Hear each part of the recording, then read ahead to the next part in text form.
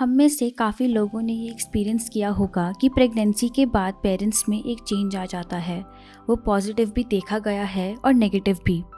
कभी कभी प्रेगनेंसी के बाद मदर्स, फादर्स और फैमिली में डिप्रेशन देखा जाता है। उसे कहते हैं पोस्टमार्टम डिप्रेशन।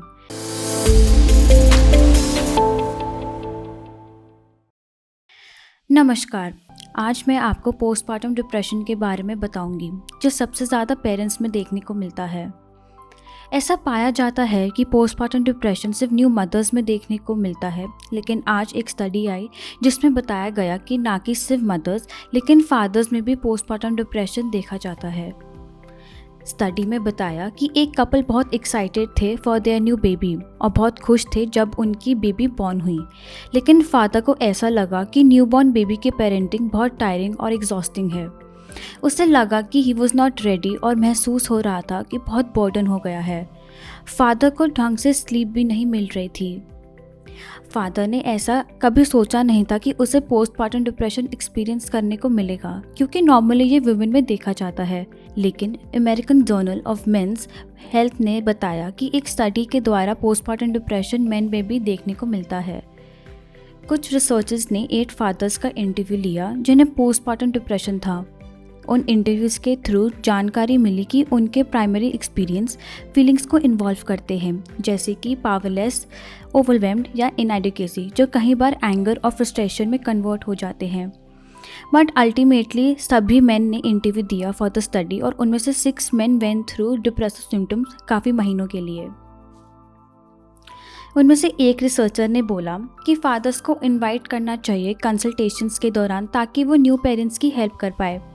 उन्होंने ये भी कहा कि जितना आप लोग एक दूसरे को सपोर्ट करोगे और अपनी फीलिंग्स के बारे में बात करोगे जो एक्सपीरियंस कर रहे हो पेरेंटहुड में, आप इजीली उस ट्रांजिशन में एडजस्ट कर पाओगे।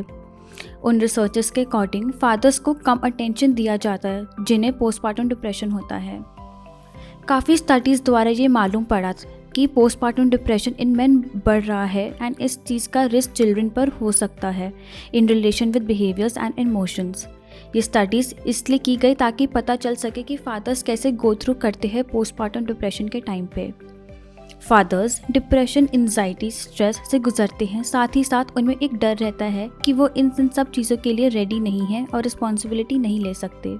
मदर्स और फादर्स दोनों के सिम्टम्स अलग होते हैं। कहीं फादर्स बहुत एंग्शियस और मूडी हो जाते हैं और कहीं अपने आप को काम में इन्वॉल्व कर देते हैं या फिर ड्रिंकिंग करना शुरू कर देते हैं। ये भी देखा गया है कि मेन में ये सिम्टम्स ज़्यादा टाइम के लिए रहते हैं एज़ कम्पेयर टू विमेन। ऐसा देखा गया है कि मेन ज़्यादातर मेंटल हेल्प को अवॉइड करते हैं इन कंपैरिजन टू विमेन। ये तो हमने बात करी कि फादर्स पोस्टमार्टम डिप्रेशन को कैसे एक्सपीरियंस करते हैं। अब हम एक न्यूज़ पे आते हैं जो एक मदर का केस डिस्कस करता है। ये न्यूज़ थी कि एक विमेन मिरियम मैकडोनल्ड नाम की, जिसने डिसाइड किया to have a baby at age of 44 years old. McDonald और उनके हस्बैंड बहुत खुश थे, लेकिन बर्थ के 3 दिन बाद बदल गया सब कुछ।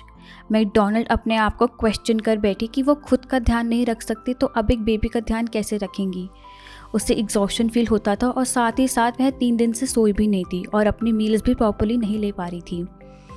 जैसे ही टाइम निकलता जा रहा था, डिप्रेशन भी बढ़ता जा रहा था। उन्हें बहुत बुरा लग रहा था और इनडिफरेंट फील हो रहा था। उनके अपने बेबी को पकड़ने का मन भी नहीं करता था और उन्हें अपने बेबी के साथ कोई कनेक्शन भी फील नहीं हो रहा था। वह एक कन्फ्यूजन स्टेट में थी कि ऐसा क्यों हो रहा है, ऐसा उनके साथ कभी नहीं हुआ था। ये सब पहले 2 बच्चे होने के बाद एक्सपीरियंस नहीं किया था। वह वरीड थी कि कहीं वह अपने बेबी को हर्ट ना कर दे। अनट्रीटेड पोस्टमार्टम डिप्रेशन बेबीज़ पे अफेक्ट कर सकता है कॉग्निटिवली और सोशल डेवलपमेंट में। हालांकि ये भी देखा गया है कि 20% मैटरनल डेथ्स हो जाती हैं।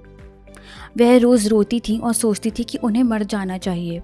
वह अपने हेल्थ के प्रोवाइडर के पास गई फॉर हेल्प।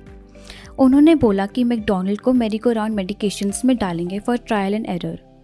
जो पहली ड्रग थी उससे उन्हें एंग्शियस फील हुआ, जो दूसरी ड्रग थी उनसे उनको हॉरिफिक नाइटमेयर्स आए और थर्ड ड्रग दिए उससे उनको ऑडिटरी और विजुअल हैलुसिनेशंस हुए, जिससे उन्हें ठीक होने में 7 हफ्ते लग गए। मैकडोनल्ड ने दूसरी डॉक्टर को बताया कि 4 महीने हो गए और शी इज स्टिल डिप्रेस्ड। उन्होंने उनको न्यू मेडिकेशंस प्रोवाइड करने का सजेस्ट किया। मैकडॉनल्ड ने बोला कि वो बहुत डेस्परेट है एंड उन्होंने खुद रिसर्च करनी शुरू कर दी। उन्हें एक ड्रग का पता चला जिससे पोस्टमार्टम डिप्रेशन का ट्रीटमेंट हो सकता है। वह ड्रग थी बैरिक्सिलॉन। ये पहली और लॉटरी ड्रग थी जो यूएस ने अप्रूव करी थी by food and drug administration for the treatment of postpartum depression. जैसे एंटी डिप्रेसिव सेरोटोनिन सिस्टम को टारगेट करता है, बैरिक्सिलॉन हेल्प करता है स्ट्रेस हार्मोन्स को बैलेंस करने में। ये आईवी इन्फ्यूजन के थ्रू डिलीवर किया जाता है बर्थ के 2.5 डेज के बाद। क्लिनिकल ट्रायल्स के अनुसार पता चला कि 75% ऑफ विमेन जिन्हें ट्रीटमेंट मिला गया विद इन 3 डेज वो बेटर फील कर रहे थे। डॉक्टर रिया पैटरसन जो ट्रीट करती है विमेन को विद बैरिक्सिलॉन, उनका कहना था कि एक होप और एक ब्राइटनेस दिखती है, एक ट्रांसफॉर्मेशन देखा जाता है जो 60 आवर्स में होता है और एक मिरेकल जैसा लगता है। पोस्टमार्टम डिप्रेशन के लिए कई मेडिकेशंस हैं जैसे कि एंटी डिप्रेसेंट्स, न्यूरोएक्टिव स्टीरॉइड्स पिल्स जो सिम्टम्स को रिड्यूस करते हैं, और जो हमने अभी बताया कि बैरिक्सिलॉन, इससे ज़ेल्रेसो के नाम से भी जाना जाता है। बहुत से लोग होंगे जिन्हें पोस्टमार्टम डिप्रेशन क्या होता है शायद ना पता हो। अगर एक सिंपल वे में समझाए तो पोस्टमार्टम डिप्रेशन का मतलब होता है चाइल्ड बर्थ के बाद काफ़ी विमेन में बेबी ब्लूज़ या खालीपन, उदासी देखी जाती है बर्थ के बाद। बहुत सी औरतों के लिए ये 3 से 5 दिन रहता है और काफ़ी औरतों में ये अगर सैडनेस, होपलेसनेस, एंजाइटी, एम्प्टीनेस 2 हफ्ते या उससे ज़्यादा देखने को मिले तो वह पोस्टमार्टम डिप्रेशन कहलाता है। पोस्टमार्टम डिप्रेशन के सिम्टम्स कुछ ऐसे होते हैं: एंगर, गिल्ट, एंजाइटी, होपलेसनेस, चीज़ों में इंटरेस्ट ना रहना, कुछ करने का मन ना करना, mood swings, panic attack, फिटीक, restlessness, रोना, इरिटेबिलिटी, डर, रात को सोना पाना, एक्सेट्रा। आप सभी अपना ध्यान रखें और जो पेरेंट्स और फैमिली इससे गो थ्रू या एक्सपीरियंस कर रहे हैं, आप एक दूसरे को एक मेंटल और इमोशनल सपोर्ट दीजिए। एक सेगमेंट में बस इतना ही। आशा है आपको ये वीडियो यूज़फुल लगा हो। ऐसी और वीडियोस के लिए keep following Psychologs. Thank you.